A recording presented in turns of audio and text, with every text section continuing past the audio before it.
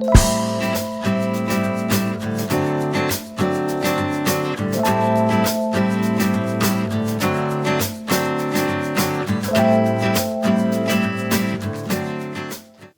my timer started?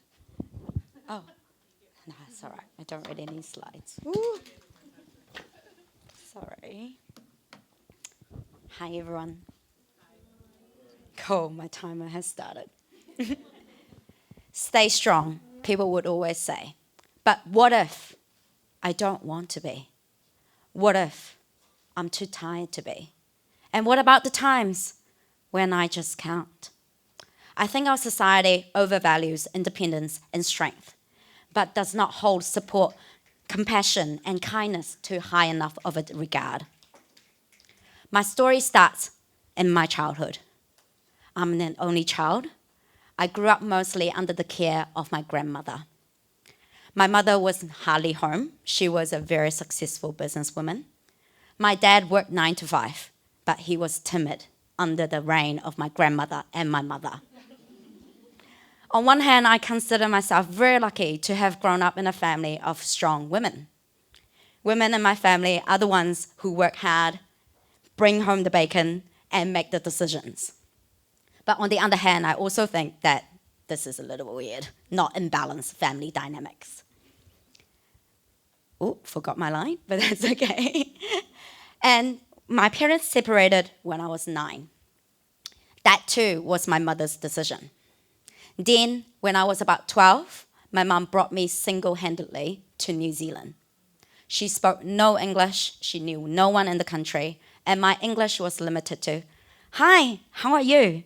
"I'm good, thank you. And you?" Looking back, this was such a brave thing that my mum did. And part of me still really admires her for that strength.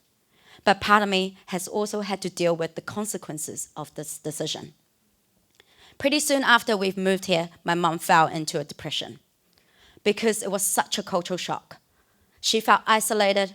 She felt like she was failing at this new life being here. I was a child, so I didn't have the language to express or even understand what was coming in my family for me and my mother.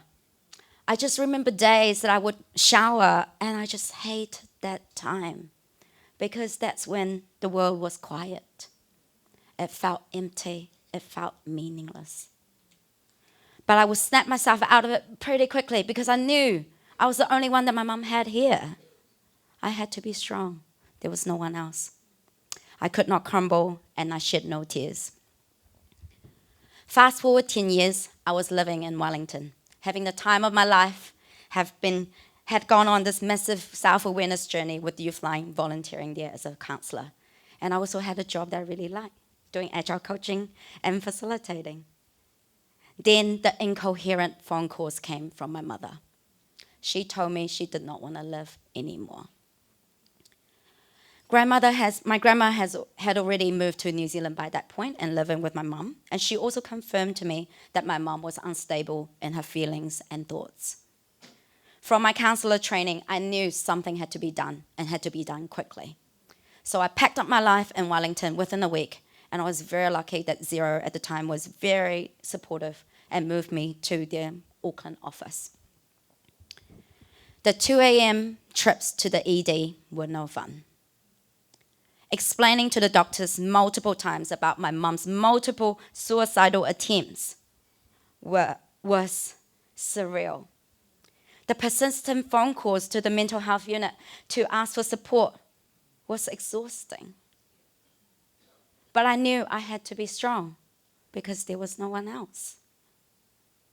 I even enrolled myself into this 10-day silent meditation retreat because I knew I needed this mental training to be stronger, to be able to deal with the stress in my life.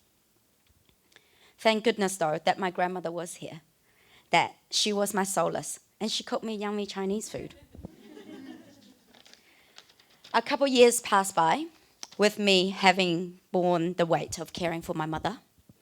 Then the news from the hospital came. My grandmother had cancer.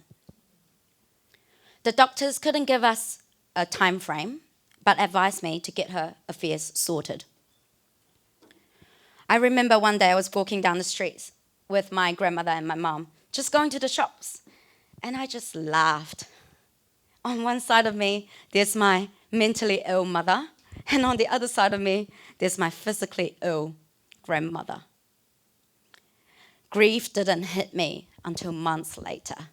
Not until my second time in that silent meditation retreat for 10 days on the day 9, I bawled my eyes out. I couldn't stop sobbing.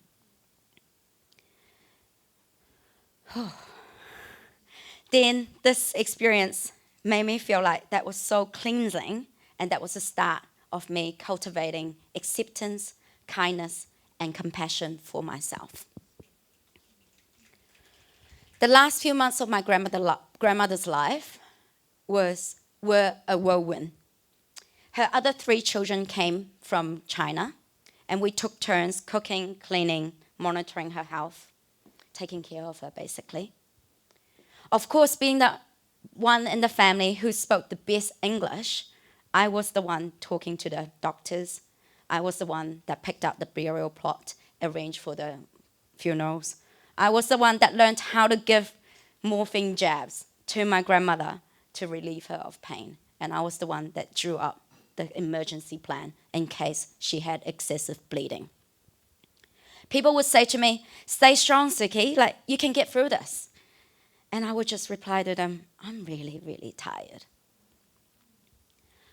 What was more helpful at the time was people being there for me, being willing to turn up at my house in the middle of the night in case there was an emergency, or simply dropping off groceries or flowers. I had never had that much support in my life. And the growth for me in that period was asking for help and learning to lean on that help. I felt safe knowing that someone was there to catch me. I will be forever grateful of all the kindness that I received from my family and my friends during that time. And I couldn't have dealt with what I dealt with and organized the stuff without their help. In the last few months after my grandmother's death, that went past really quick. We were busy. We were busy doing the chores, busy catching up with family members. Then all my extended family flew back to China, and I fell into the abyss. I wasn't working at the time already, and I didn't know what to do with myself. Yeah, that was a hard time. Yeah, it was.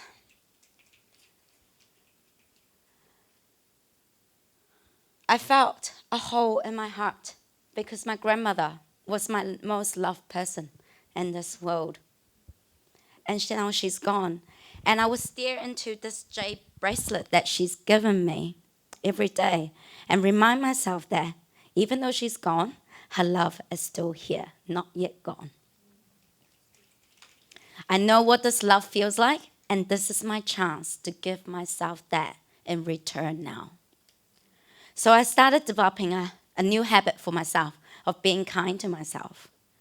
One simple question that I will ask myself every day is, what is one kind thing that I can say or do to myself today? And this little habit has brought ripple effects in my life. Because if I was the strong me, the usual me, I would have talked to myself like this. Well, death is no big deal. Get over it. Life moves on. People die all the time. And you should go out there and get a job and just keep trying, try hard. That's what you do best. But being kind to myself would have meant that allowing myself to feel this grief, acknowledging that this period of non-productivity is normal and it's okay. So I did. For the first time in my life, I truly let go of myself. I did whatever I wanted without judgment. And what that meant was for 3 weeks on straight, I was on the couch watching one TV drama after another, clocking in about 200 hours of TV viewing time during those 3 weeks. I allow myself to wake up late. I allow myself not to go to the gym when I don't want to go to the gym. I allow myself that compassion. And after about exactly 3 weeks' time, something magical happened. I didn't want to watch another episode of TV. I actually wanted to do something about my life, and I knew it wasn't agile coaching. I had to do something else. And it was going back to my roots of helping people to develop themselves, raise self-awareness, and find that purpose in their life.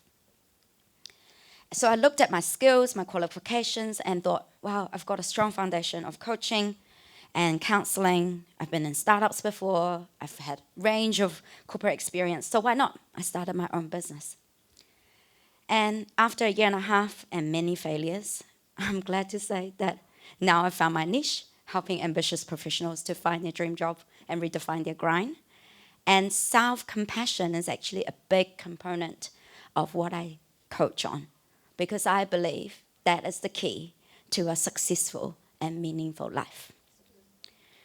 Without these powerful and beautiful experiences of witnessing death and knowing grief, I wouldn't have known and wouldn't have learned how healthy and how normal it is to feel weak and vulnerable, and how joyful and how satisfying it is to lean on somebody else for that support, and how magical it is to have compassion. Yes, my mum still struggles with her mental health challenges. Every day still thinks about suicide. And yes, life throws me curveballs. But I would love to say that I've cultivated the compassion for myself to overcome this need to be strong. Thank you.